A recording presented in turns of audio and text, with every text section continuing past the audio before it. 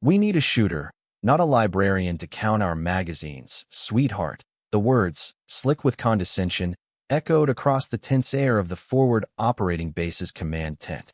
The crowd of SEALs, all muscle and swagger, chuckled. They were coiled springs of barely contained aggression, their confidence rattled by a mission gone sideways, and their team leader, Lieutenant Commander Thorne, had found an easy target for his frustration. The target was a woman in standard-issue fatigues, her rank insignia removed, her hair pulled back in a severe, functional bun. She didn't flinch. She didn't even look up from the diagnostic tablet in her hands, her fingers moving with a calm, methodical rhythm across the screen. Her silence was a void in the loud, masculine energy of the room, a pocket of stillness that seemed to draw all the noise into itself and suffocate it. But across the tent, observing from the shadows, Rear Admiral Hayes saw more than just a quiet technician. He saw the posture, a spine perfectly straight, shoulders squared but relaxed, a stance of someone utterly at home in chaos. He saw the economy of her movement, a lifetime of discipline distilled into the simple act of holding a tablet. He saw the ghost of a legend he thought had long since retired. If you believe that true strength is measured in actions, not words, type competence below. The situation was dire. A high-value target was cornered in a fortified compound just 3 kilometers away, but the enemy was dug in deeper than intel had suggested.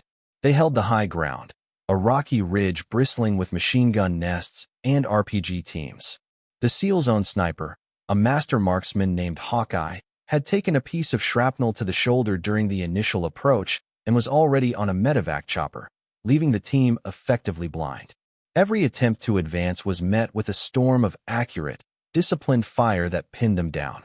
Thorne paced the tent like a caged tiger, his voice a low growl of contained fury. "They're tearing us apart out there," he barked into his comms. "We have no eyes on their command element. We can't move." He slammed a fist on the tactical map, his frustration boiling over. He glanced again at the woman, still working, her focus absolute. This is what happens when support staff gets in the way. We need assets, not analysts. His prejudice was a shield, protecting his ego from the terrifying reality that his team, the best of the best, was failing. The other SEALs, taking their cue from him, exuded a similar aura of contemptuous dismissal. They saw a woman in a place she didn't belong, an administrative clerk who had no concept of the violent world they inhabited. Her calm was an insult to their stress, her silence a judgment on their loud failure. The assumptions they made were as thick and suffocating as the dust hanging in the desert air. Just as the Admiral was about to scrub the mission and call for a full retreat, a voice, clear and devoid of emotion, cut through the tension. "I can make the shot, sir." It was her. Anna Cole looked up from her tablet, her gaze directed not at the furious Thorne, but at Admiral Hayes. Thorne actually laughed, a harsh, barking sound of disbelief. You? You can make the shot? With what?" A strongly worded email. He turned to his men. "The librarian thinks she's a sniper," but Admiral Hayes held up a hand, silencing him instantly. The Admiral's eyes were locked on Cole, and in them was a dawning recognition, a confirmation of a suspicion that had been growing for the last hour. He saw past the plain fatigues and the quiet demeanor. He saw a weapon. "What do you need, specialist?" he asked, his voice giving no hint of his thoughts. Cole's reply was immediate and precise. "Access to the armory. And I need the M21". A murmur went through the SEALs. Not the new, tricked-out M210 enhanced sniper rifle they used, but the old M21 from the Vietnam era. Thorne scoffed. "A museum piece? Are you serious?" Cole simply met his gaze, her own expression unreadable. "It's what I was trained on," she said, and the finality in her tone left no room for argument. The Admiral nodded once. Give her whatever she wants. The walk to the armory was a study in contrasts. Thorne and his team followed with heavy, skeptical stomps, while Cole moved with a light, efficient grace, her focus already miles away on a rocky ridge. Her preparation was a silent sermon on the nature of true professionalism. She didn't grandstand or boast. She simply worked. At the armory, she bypassed the gleaming racks of modern, modular rifles, their scopes like telescopes, and went to a dusty corner where an old wooden-stocked M21 sat in its case. She field-stripped it with a speed and familiarity that was unnerving, her hands a blur of practiced motion. The SEALs watched, their smirks slowly fading, replaced by a grudging curiosity. They saw the way she cleaned each component, the reverence with which she handled the bolt, the way she checked the barrel with an expert's eye. This was not the work of a clerk. This was the ritual of a master. Back in the command tent, she laid out 5 rounds, each one inspected and polished. She didn't use the advanced ballistic computers. Instead, she stepped outside, held up a wet finger, then crumbled a pinch of dust, watching its path in the wind. Thorne watched, bewildered. "What is this, the 19th century?" he muttered. Cole ignored him.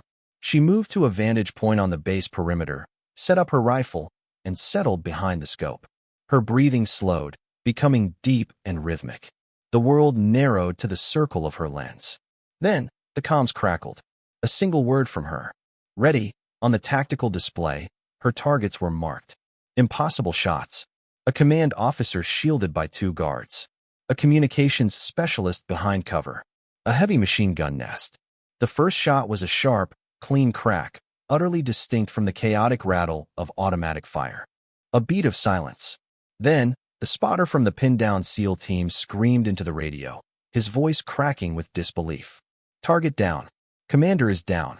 I don't see how that was possible." A second crack. "Comms specialist down. Right through the gap in the rocks." A third. Machine gun silenced. It wasn't just shooting. It was surgery. She was systematically dismantling the enemy's nervous system, each shot precise, each target chosen to create maximum chaos and collapse their command structure. The return fire faltered, became sporadic, then ceased altogether. A deafening silence fell over the battlefield and the command tent. Thorne stared at the screen, his mouth agape. His arrogance had been shattered by 3 perfect rounds from a museum piece, fired by a librarian. In the vacuum of that stunned silence, the SEAL team on the ground, no longer suppressed, began their assault. It was less a fight and more a cleanup operation. The enemy, leaderless and panicked, broke and ran. The mission, which moments before had been a catastrophic failure, was now a decisive victory. Back at the command post, no one spoke. The SEALs looked from the tactical map to the quiet woman now methodically cleaning her rifle, their faces a mixture of awe, confusion, and shame. Admiral Hayes walked calmly over to a high-security terminal in the corner of the tent. His movements were deliberate, imbued with a sense of gravity. He entered a string of authorization codes that made Thorne, a lieutenant commander with top-secret clearance, feel like a recruit. The system blinked, granting access to a level of the military's personnel database that few even knew existed. A single file appeared on the screen, its contents almost entirely blacked out with redaction bars. The Admiral didn't read it to himself. He turned the monitor so everyone in the tent could see, his face grim, his eyes burning with a cold fire of vindication. He was not just revealing a secret. He was delivering a lesson, using the undeniable weight of fact to crush the flimsy edifice of prejudice. The air grew thick with anticipation. The mystery of the quiet professional was about to be solved, and every person in that tent knew they were about to witness a moment that would redefine their understanding of a warrior. The file was sparse, but what it contained was devastating. Name: Cole Anna. Rank: Master Sergeant, Honorary Reserve. Unit classification: Tier 1 Special Mission Unit, redacted. Call sign: Spectre. The screen refreshed, showing a list of commendations, each one more prestigious than the last. Distinguished Service Cross. Silver Star with 3 oak leaf clusters. A list of campaigns followed, ghost operations in places the public never knew they were fighting. Her specialty was listed in cold, technical terms: strategic decapitation and asymmetric threat neutralization. She wasn't just a sniper. She was an artist of collapse, a living weapon deployed to remove the keystone from an enemy's archway and let it fall in on itself. Thorne read the screen, the color draining from his face. Master Sergeant. A senior non-commissioned officer, a rank that commanded immense respect, a backbone of the service. And her unit, it was a ghost, a legend whispered about in hushed tones, a unit so secret it didn't officially exist. Admiral Hayes let the information sink in before he spoke, his voice low and authoritative. cutting through the silence like a judge's gavel.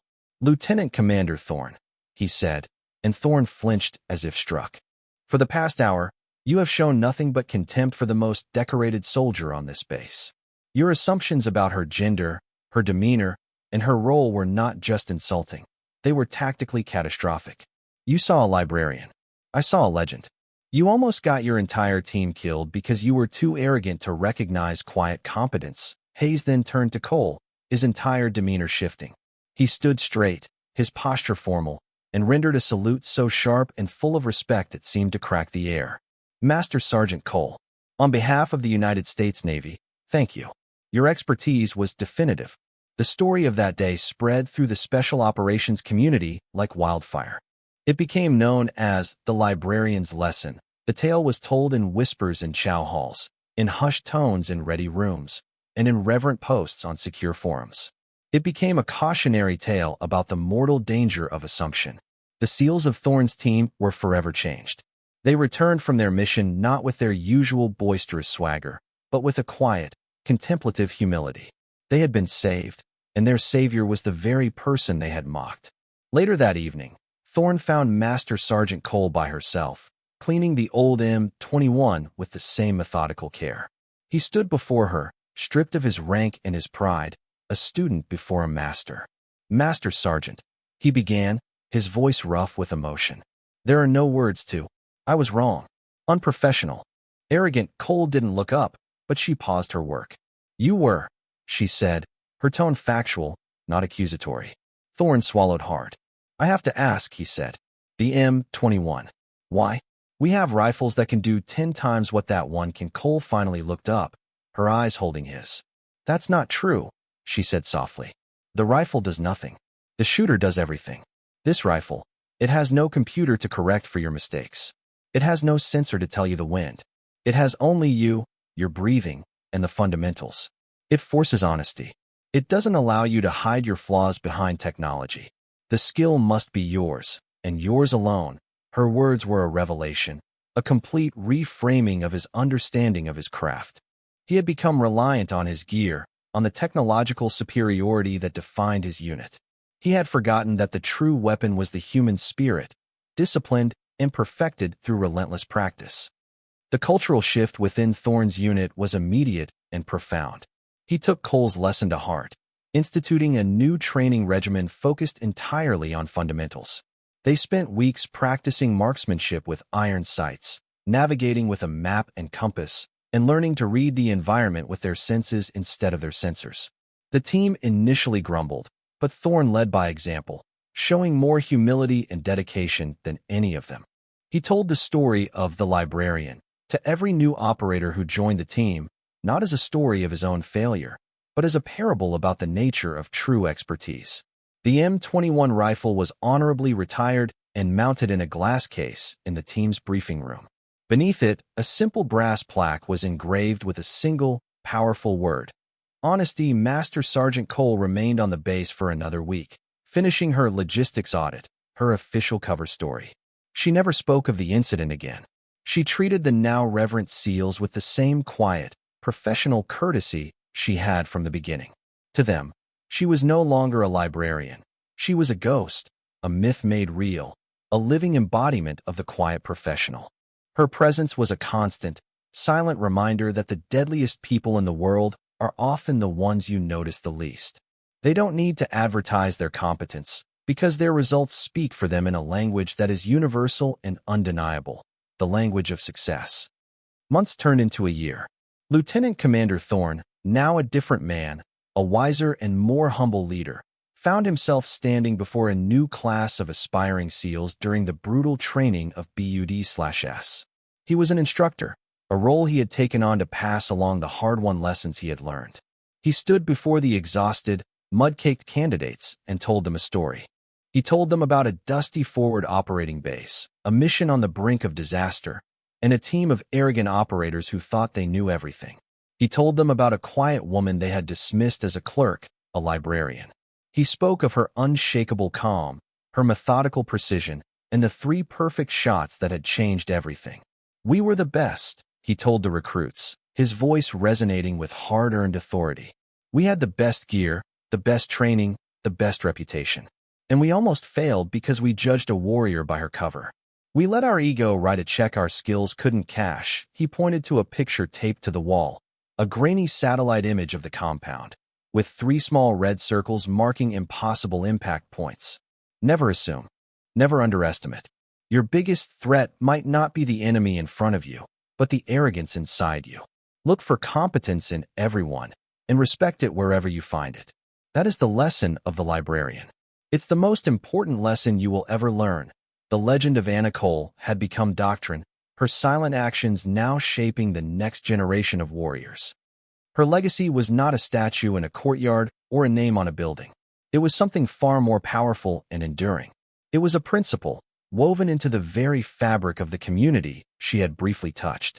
It was the moment of hesitation a young operator felt before making a snap judgment.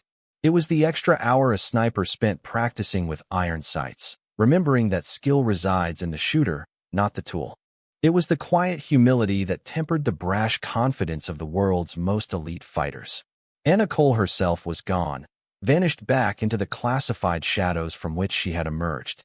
Her name was not in any official report of the engagement. To the wider world, she remained a ghost. But for those who were there, and for those who heard the story, she was a permanent fixture in their moral landscape. True strength, they learned, doesn't need to announce itself. It is calm. It is precise. It is professional. It doesn't seek validation from the crowd, only perfection in the craft. The quiet professional understands that respect is not a right to be demanded, but a byproduct of demonstrated excellence. Their silence is not weakness. It is the focused, disciplined core of their lethality, a testament to the idea that the greatest victories are won not with the loudest roar, but with the steadiest hand. For more stories where quiet competence triumphs over loud arrogance, and where silent discipline defines their worth, subscribe to Unknown Heroine Stories.